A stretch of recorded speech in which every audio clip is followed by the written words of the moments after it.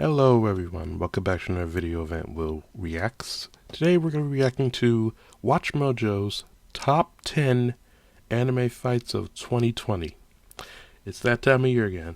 Now, I've seen a lot of anime fights, like there was Zorro versus There was Zorro fighting that, the guy with the size, and I did not see, let me just tell you guys this, I did not see Boruto because I kind of dropped that and did not see the new season of Baki because I was pissed off at something in the show. Alright, because I saw the thumbnail and it's a Baki fight. His dad is in it. And also, what else is there? If they show any others, if they show any other animes that happened this year, anime fights that happened this year, I probably may not know them, or some I do know. I'll tell you the ones that I know and don't know, okay? And I'm hoping, please don't take this the wrong way, I'm hoping there is no, how do I put this? No Pokemon fights, because I really do not like Pokemon. In case y'all didn't know, alright? Let's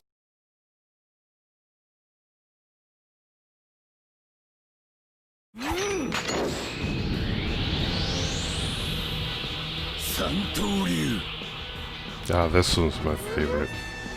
This is Ashley with Watch Mojo, and today we're going to be counting down our picks for the top 10 anime fights of 2020. Does this even count as a fight?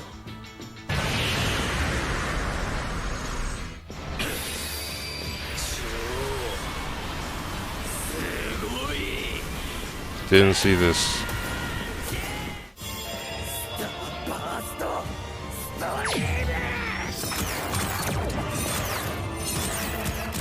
For this list, we're going to be counting down the Royal Rumbles that rocked the anime scene with their visuals, emotional impact, and just how hard each contender beat the crap out of the other. Was there a showdown you felt should have been included? Let us know in the comments. And as always, you can catch me on Twitter at AshJBo, so head over there, give me a follow, and let me know what you think should have been Anime Fight of the Year.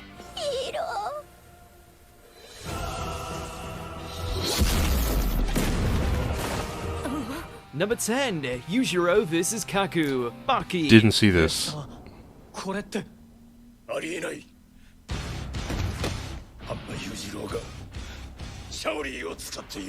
Who'd have thought that watching a man with a face on his back rip apart a geriatric for half an hour would be so entertaining? Once again demonstrating that it's his world and everyone else just lives in it, Yujiro proceeds to waste one of China's most celebrated sea emperors, a centuries-old master fighter feared for his absolute technique.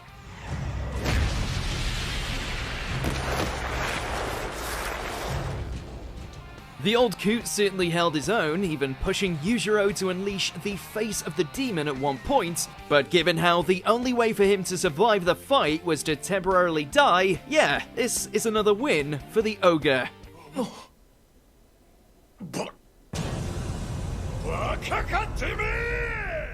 Raid Shadow Legends is the gold standard in strategic MMORPGs. I've seen this in every video. Features a diverse cast. I've seen this in every video before it starts. From 16 we unique get it. Factions. Raid Shadow Legends. I personally love the Demon Spawn faction since they have some of the coolest looking champions. Here's Krutraxa, a legendary demoness with high attack and crit damage. And here's Tyrant Ixilmore, a brutal demon ruler with stunning graphical details who can withstand an onslaught of damage with his massive HP stats. For December, Raid has unleashed their biggest update yet, the Doom Tower. It's 120 floors of adventure with 12 challenging boss battles, secret rooms to uncover, and amazing loot. Hit the link in the description, and if you're a new player, you'll get your free Void Champion Bulwark, 50 gems, an XP booster, some energy refills, and even an ancient shard as soon as you log in. All this treasure will be waiting for you here. Good luck, and I'll see you there. Number 9, Zorro vs. Kamazu, One Piece. That's what's his name, Kamazu.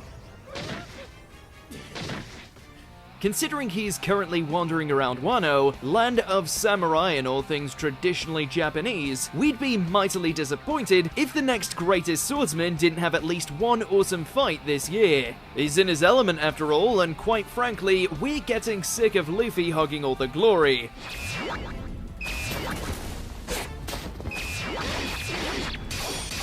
Thankfully, Toei Animation didn't waste the opportunity, and combined with One Piece's ascended animation, the result was a stunning serenade of swords, one that pitted the Straw Hat Pirates against the man formerly known as Killer, who needs smile when you've got swagger.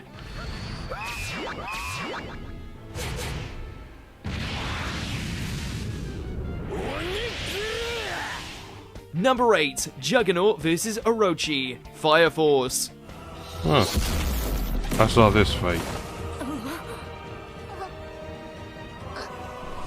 The emotional payoff here was so dynamite that it almost didn't matter that technically this big lug nearly went out as a supernova simp.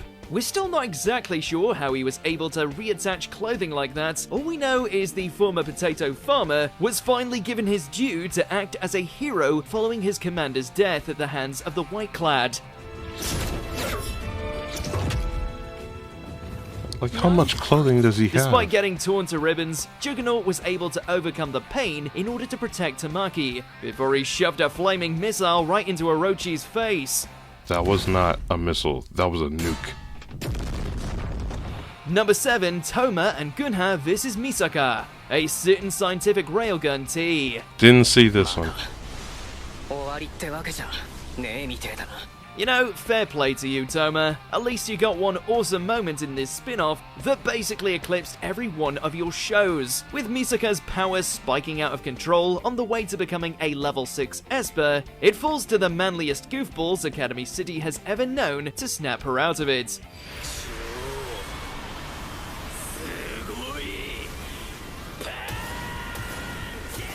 Just when you thought Gunha's mad punching skills won the day, along comes Toma, and that infamous right arm of his. Only this time it sprouts out a slew of divine dragons to tear away the unwanted psychic energy. That's pretty metal.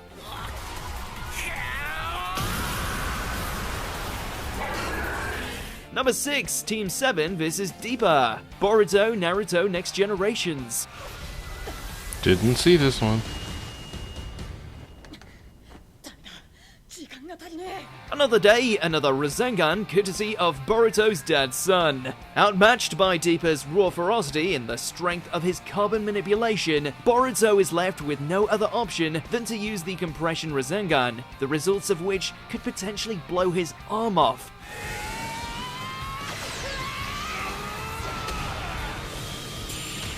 But thankfully, instead of going the same way his papa did, Mitsuki and Sarada lend him their chakra, allowing them to move forward as a single unit and compress the Rasengan to its maximum. The results of which easily crack through Deepa's armor, his spleen, and just about the rest of him too. Ooh.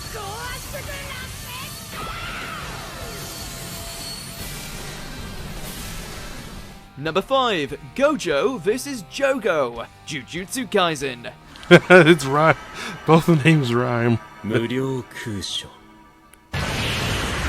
Yeah, I saw this fight, by the way. This little tussle was monumental for two reasons. On the one hand, you've got the reveal of the domain expansion, which is stunning in its scope and detail. Then you've got Gojo just flexing on this one-eyed fool repeatedly. It's not just that he's a sarcastic Chad who doesn't even have to look at his foe to own them, but he has infinity on his side.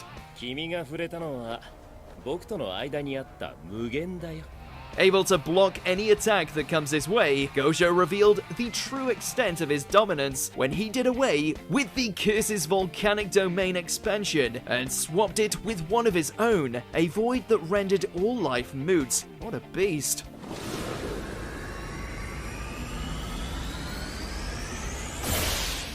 Number 4, Avan and Dai vs Hadlar, Dragon Quest: The yes, Adventure I of love Dai. Dragon Quest.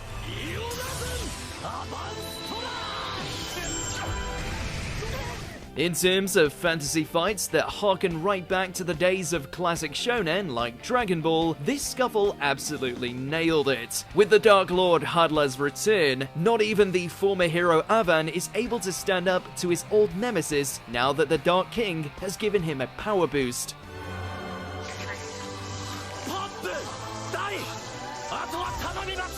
When his last-second sacrifice fails, it falls to his apprentices to continue the fight. Fueled by his grief, Dai accesses the Dragon Crest, before taking Hadla to task with untapped magical potential and the force of his fists.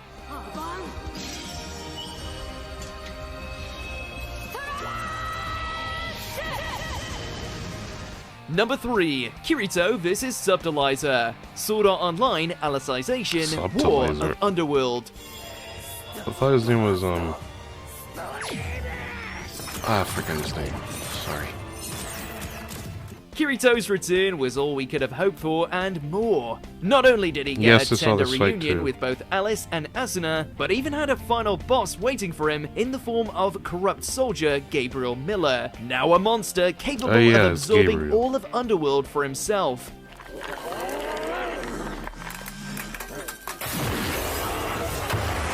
Their clash is visually breathtaking, but it also knew how to pull on the heartstrings thanks to cameos from Yu-Gi-Oh!, Cardinal, and the rest. As far as endings go, this was a pretty spectacular note to go out on, especially with that finishing Starburst stream.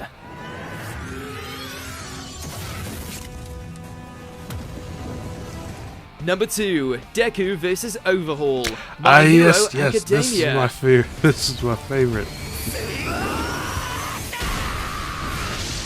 Saving lives, taking names, and delivering karma like few can, Deku's punch-out with the bird-faced gangster was an all-out blast. After finally saving Eri, the superpowered fanboy is forced to face off against Chisaki and his twisted moral compass, only this time in the form of a giant kaiju he created from the remains of his lackeys.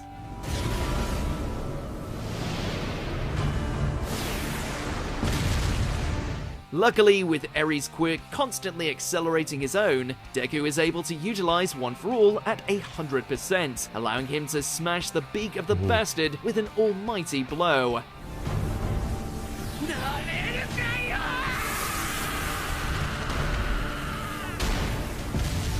Before we continue, be sure to subscribe to our channel and ring the bell to get notified about our latest videos. You have the option to be notified for occasional videos or all of them. If you're on your phone, make sure to go into your settings and switch on notifications. Number 1, Everyone vs. the Devil. Black Clover.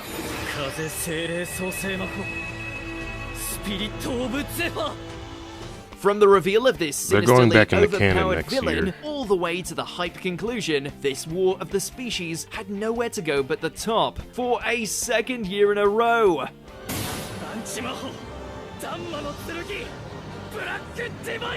As a creature capable of conjuring pretty much anything with his word soul magic, the Devil was the perfect foil for both the Clover Kingdom's mages and the elves to unite against. While Yami and his Equinox certainly stole the show, you have to give it to Asta with that stunning final attack.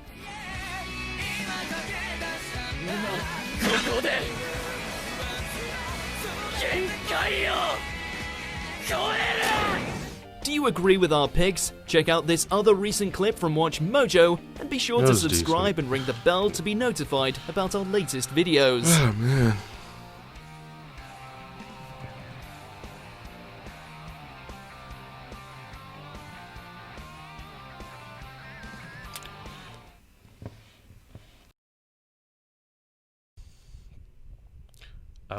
I really thought Deku versus Overhaul was gonna be number 1, but yeah, I gotta give it to Us, give it to Black Clover.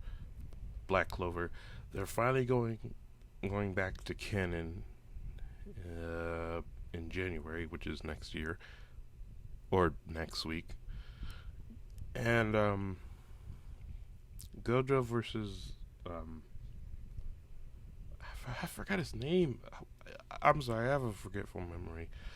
But yeah, these were good fights. Hopefully in 2021 there will be more good fights in the anime. Anyway, I hope you guys enjoyed this video. Make sure you guys give this video a thumbs up. Subscribe if you're new to my channel. Share this with your friends. Comment below what you think of the video. And if you want to get notified of any video I put up on my channel, hit the notification button next to the subscribe button. And I will see you all